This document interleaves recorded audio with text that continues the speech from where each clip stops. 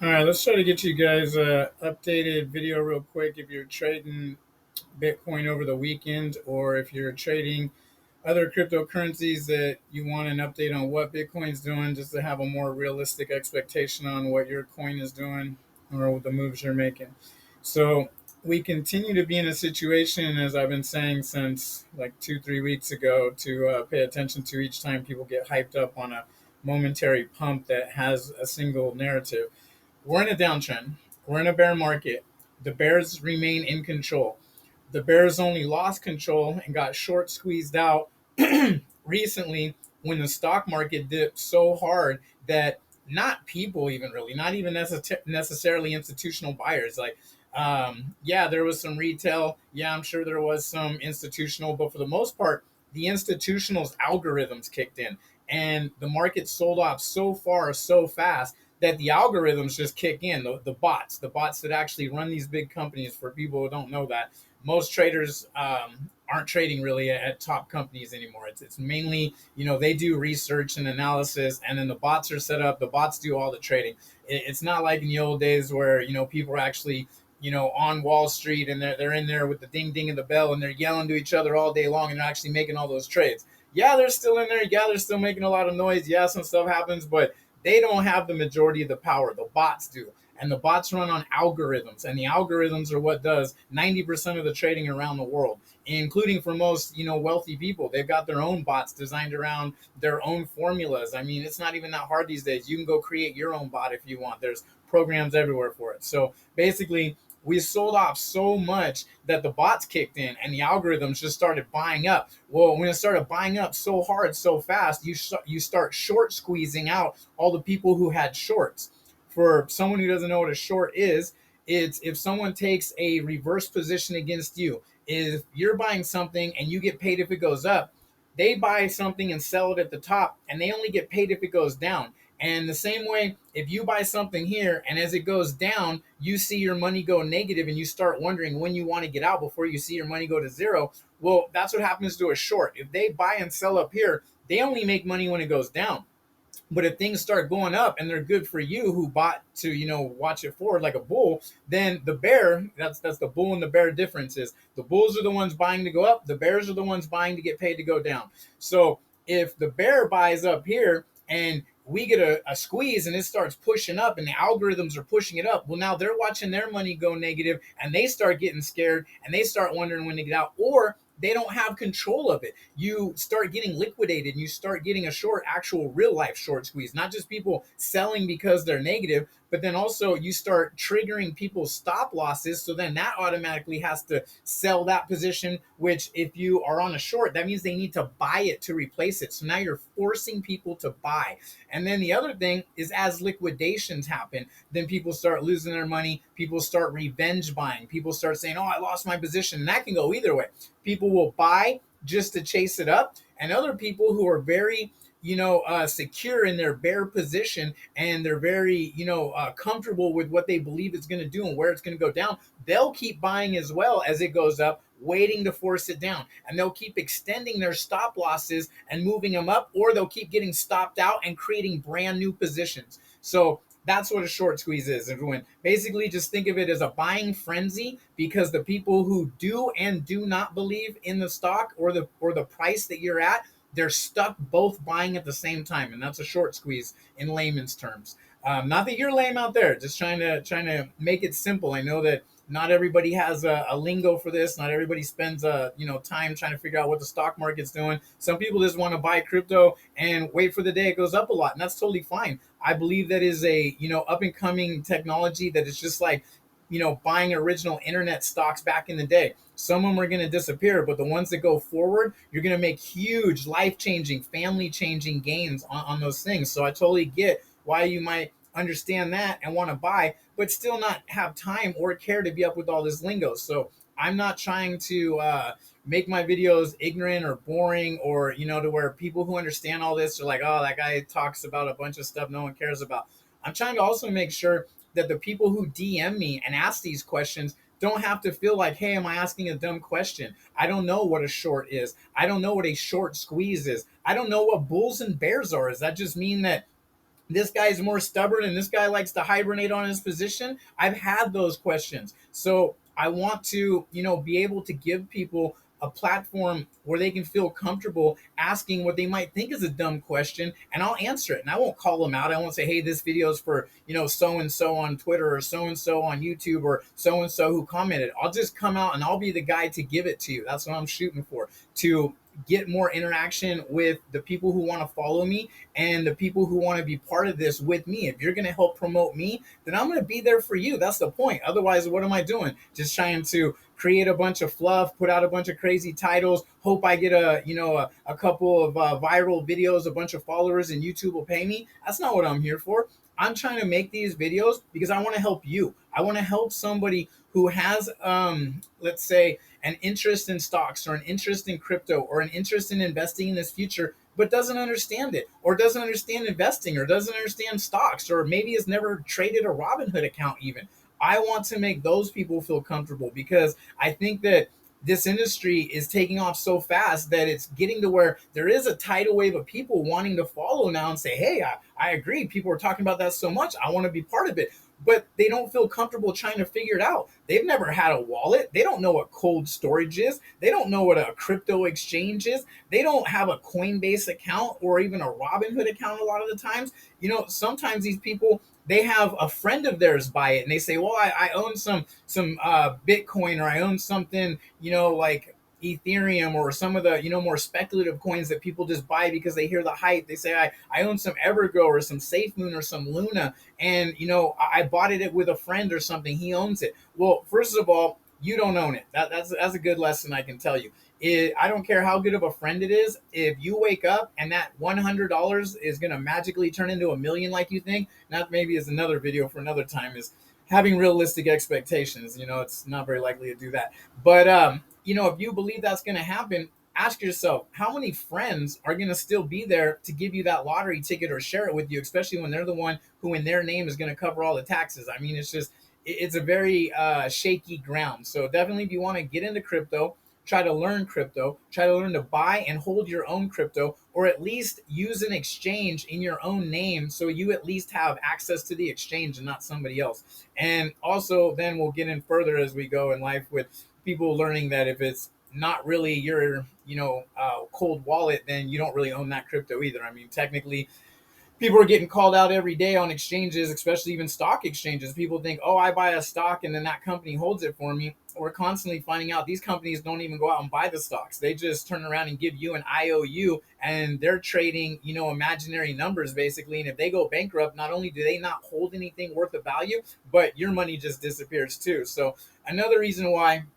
you want to try to trade and hold stuff, if you are going to hold it, on different exchanges or different companies, at least try to go for the ones that are bigger. I mean, look at all the problems people will tell you about, even Robinhood, Coinbase, Binance, things like that. But at least those companies are big enough. They have institutional backing and they have a reason to take a loss and move forward. So even if they did get hacked, they most likely pay you back because they don't want the bad reputation. They don't want to not be here for the next bull run or not be trusted in the next bull run. This is a downtime for everybody. And for exchanges and stock places, Fidelity, if you're going to do Robinhood, whatever it is, they all have a reason right now to want to take care of their people more than ever because people are walking away from these platforms and they need to take care of you. So that all being said, let's get back to this Bitcoin chart. If you're trading this through the weekend, what you need to realize is, much like last weekend when I told you, the bears are in control and they're walking us down. If you get one of these lower buys in a lower section and you get reaction up into the next zone, you usually are not going to make it through a second one. That's why the hammer's there.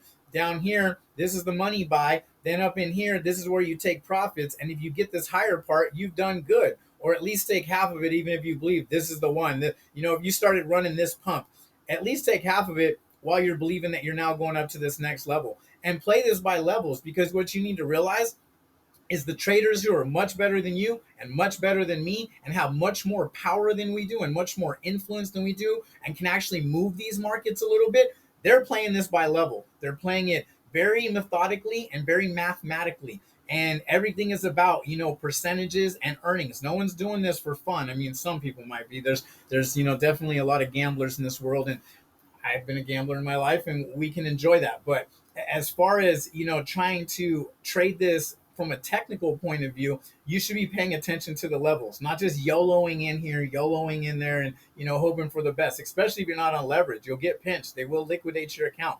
If you're just buying this right now and you don't care, you're gonna look at where it's at in a month or 3 months or a year or 3 years. That's great. Anything under 30,000 in my mind is a great price for Bitcoin. You've got a lot of institutional money that owns Bitcoin at 30,000, and believe me, I believe like they do that at some point those will be nice positions to hold. So buying right now anywhere under 30,000 is amazing, and buying anywhere under 25,000 even better. And if you own and keep some Bitcoin under 20,000, not just trade it in ranges and always take profit, but actually keep some that you hold for the future, I personally believe that this will be some of the best buying and investing decisions you've ever made in your life. And that also can go for stocks right now. Stocks are getting to a point that they're so oversold that we've erased most stocks the pandemic rise and all the money printing rise. Some stocks, high quality stocks like 3M, Walgreens, what else? I was looking at a few other ones the other day. Oh man, so always when I'm on video, I forget. So, anyways, like things like 3M, Verizon. There's another one. Verizon, Walgreens. These companies are actually at lows that have nothing to do with the pandemic. It's pre-pandemic lows. So they've already erased all the pandemic drama, and now they're at lows that you haven't seen since 3 to 5 years ago. You're buying some stocks at prices not seen since 2016 to 18 kind of trend lines. So, if you ever were in the pandemic and you heard about all the people that made money on the stocks, and you're like, man, I wish I would have bought that 2 or 3 years ago. Well, right now it's like buying like 3 to 5 years ago in certain stocks. That's something else for people to pay attention to. But once again, back to this chart because I'll get off track. So, what you got here is you're still in a downward trend, and the bears are walking you down level by level. And as of last night, there was hope that you could maybe bounce back up into some of these ranges if you weren't paying attention to, and you're like, oh no, we're going back over here.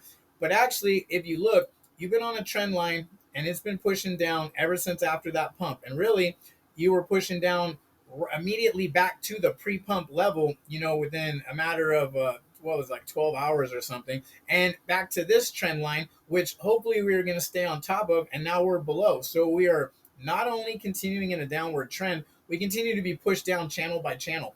And if you go back and look where we were, a week ago, we had the same thing, but we were even lower than that before we got this sell-off. So believe me when I say this is the direction the bears are headed, and you won't most likely get any real catalyst or any real news that's going to move markets in at least this market for you until the real markets open up on Monday. So, depending on what time of day you like to get up and get going, if you're on the West Coast in the United States like me, then, these markets start moving at 4 or 5 in the morning.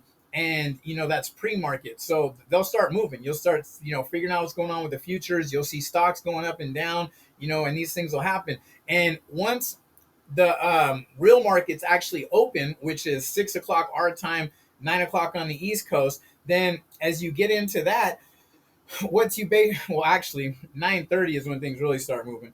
So 6:30 here. So anyways, sorry for that correction. So anyways, once that starts happening and the S&P and the Nasdaq are actually moving, not just sitting idle, that will control Bitcoin. That will control the rest of these markets. And if you want to know who's going to have a big control on the markets as a whole, which then has a control on Bitcoin, start learning to take a look at the Dixie if you want to know, because that thing trades all the time. That thing is constantly moving in comparison to other currencies. And the Dixie is, you look that up on a chart by going DXY, not DIXIE. That's just a joke people post sometimes to if you're in the lingo, people say the Dixie, and then that's what it is. But it's the DXY. It's your dollar index. It's the price of your dollar, and the dollar is going up. That's what inflation is, and that's what creates other currencies to collapse because they're related to our currency. So when we're strong, we hurt them. We have literally had a dollar so strong this last couple of weeks that we've been collapsing other global currencies.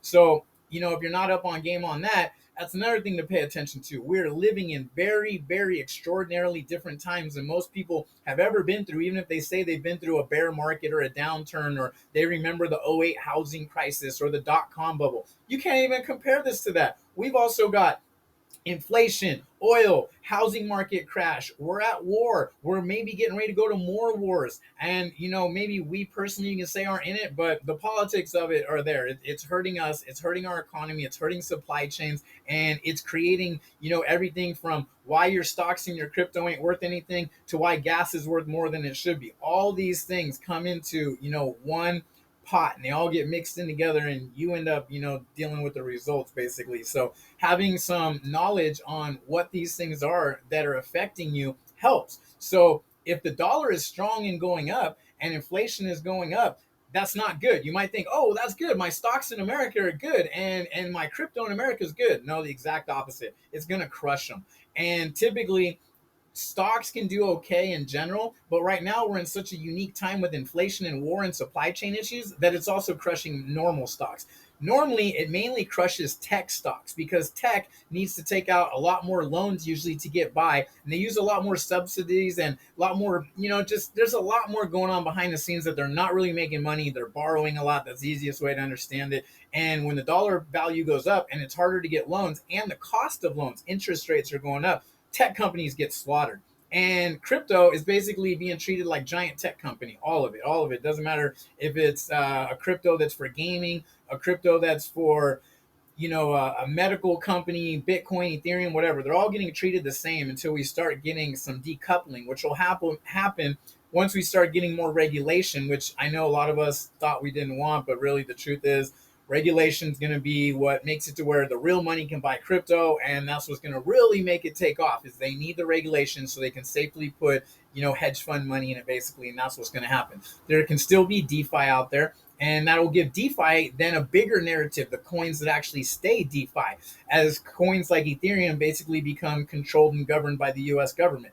So maybe that's a video for another time too. I'll answer whatever questions people want. Just ask in the comments. I'll either answer directly or I'll make you your own video, because I know I get off topic a lot. Or maybe it is all the same. Not maybe, it is really all the same topic, but I think people sometimes they just want a very short-sighted view, so I try to stick more with it, but at the same time give them something more out of the box than they're used to, because that's what people need to realize is these out of the box things are what's controlling the narratives that you don't understand. You're like, why does this happen? Well, it's these other things going on.